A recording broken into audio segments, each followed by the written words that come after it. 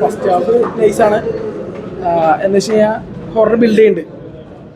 Second ഹാഫിലായിരിക്കും ബാക്കി കഥയൊക്കെ reveal ചെയ്യണത്.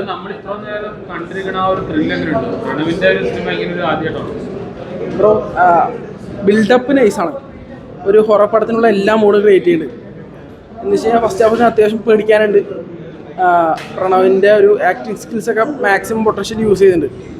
ഇനി ബാക്കി സെക്കൻഡ് ഹാഫ് കണ്ടിട്ട് മനസ്സിലാക്കാൻ പറ്റുള്ളൂ. ബാക്ക്ഗ്രൗണ്ട് സ്കോറൊക്കെ പക്കയായിട്ട് സിങ്കായിട്ട് വരുന്നുണ്ട്. എഡിറ്റിംഗ് ഒക്കെ പക്ക പെർഫെക്റ്റാ. തിയേറ്ററിലൊക്കെ ഭയങ്കര സൈലന്റ് ആയിട്ട് ഞെട്ടുന്ന ഒരു രക്ഷയില്ല. നെഞ്ചൊക്കെ ഇടിച്ച് തൊട്ട് നോക്കി അറിയാം. പെർഫോമൻസ് ഒരു രക്ഷയില്ല പോയി.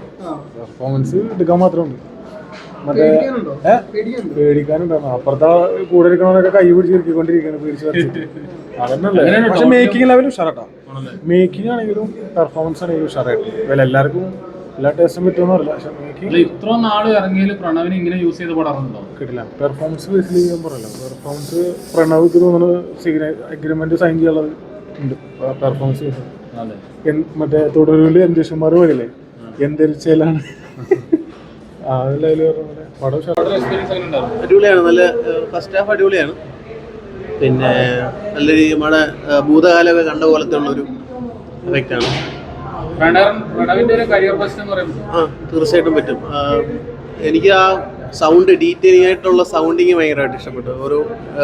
ഒരു പൂച്ച നടന്നു പോകുന്ന സൗണ്ട് ആണെങ്കിൽ പോലും ഭയങ്കര നാച്ചുറലായിട്ട് ഫീൽ ചെയ്തു.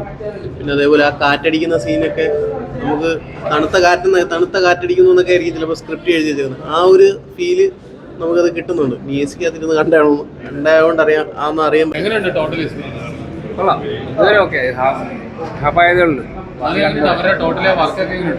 ഇതുവരെ എന്താണ് കഥയെന്ന് കറക്റ്റായിട്ട് കൺഫ്യൂസിങ് ആണ്.